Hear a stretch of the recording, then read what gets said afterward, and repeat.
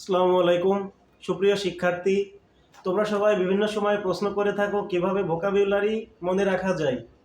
তো ভোকাবুলারি ইংরেজি ভাষা শেখার ক্ষেত্রে গুরুত্বপূর্ণ একটি মাধ্যম। তো আজকে আমি হাজির হয়েছি ইংরেজি ভোকাবুলারি শেখার 4টি কৌশল নিয়ে। এই 4টি কৌশল মনে রাখলে তোমরা অতি সহজেই যে কোনো ভোকাবুলারি দীর্ঘদিন মনে রাখতে পারবে। প্রথমে দেখো, আমরা একটা নিয়ম লিখেছি, বাংলা টু ইংলিশ পড়তে হবে।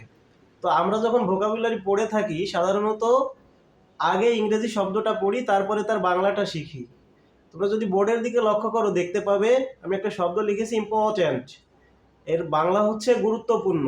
আমরা বারবার পড়ে থাকি ইম্পর্ট্যান্ট শব্দের অর্থ গুরুত্বপূর্ণ, ইম্পর্ট্যান্ট অর্থ গুরুত্বপূর্ণ।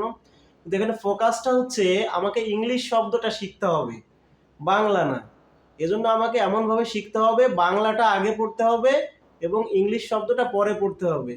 যেমন গুরুত্বপূর্ণ ইম্পর্ট্যান্ট, গুরুত্বপূর্ণ ইম্পর্ট্যান্ট, গুরুত্বপূর্ণ ইম্পর্ট্যান্ট, এভাবে আমাদেরকে পড়তে হবে, কারণ আমাদের ফোকাস হচ্ছে ইংলিশ ভোকাবুলারি শেখা। সেকেন্ডে আমাদের আরেকটা কথা মনে রাখতে হবে, প্রতিটি শব্দ কমপক্ষে 20 বার করে পড়তে হবে। আমরা কিভাবে পড়ে থাকি যে ইম্পর্ট্যান্ট অর্থ গুরুত্বপূর্ণ, ইম্পর্ট্যান্ট অর্থ গুরুত্বপূর্ণ, এভাবে 2-3 বার পড়ে অন্য শব্দে চলে যাই, যার ফলে আমাদের এই শব্দটা আত্মস্থ করতে অনেক কঠিন হয়ে যায়। তো আমরা যদি এভাবে পড়তেই থাকি যে গুরুত্বপূর্ণ অর্থ ইম্পর্ট্যান্ট, গুরুত্বপূর্ণ অর্থ ইম্পর্ট্যান্ট, গুরুত্বপূর্ণ অর্থ ইম্পর্ট্যান্ট, এভাবে বারবার 20 বার পড়লে শব্দটা আমাদের মাথায় অতি সহজেই থাকবে বলে আশা করা যায়। এরপরে দেখো আমি একটা রুলস লিখেছি, রাফ খাতায় লিখে পড়তে হবে। তো এই যে শব্দটা গুরুত্বপূর্ণ অর্থে ইম্পর্ট্যান্ট বা ইম্পর্ট্যান্ট অর্থ গুরুত্বপূর্ণ, যখন আমি 20 বার পড়ছি, এই পড়ার মাঝে আমাকে কি করতে হবে, বারবার খাতায় লিখতে হবে। এভাবে আমি দেখতে পাবো যে কমপক্ষে 20 বার পড়তে যেয়ে 7 থেকে 8 বার লিখে ফেলছি। খাতায় বারবার লেখার ফলে আমাদের মেমোরিতে দীর্ঘদিনের জন্য এটা সেভ হবে। পরে দেখো আমি একটা রুলস লিখেছি, প্রতিদিনের পড়া 3 থেকে 7 দিনের মধ্যে রিভিশন দিতে হবে। এখানে বোঝানো হচ্ছে প্রথম দিনে তুমি ধরো পৃষ্ঠা 1 এবং 2 মানে 2টা পেজ পড়া শিখেছো।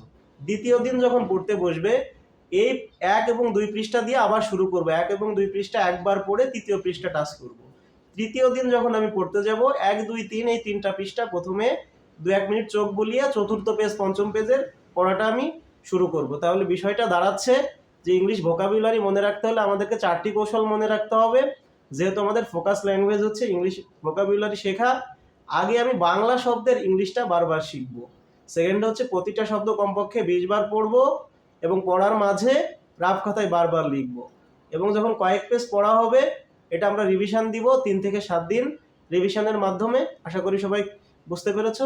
That's all for today.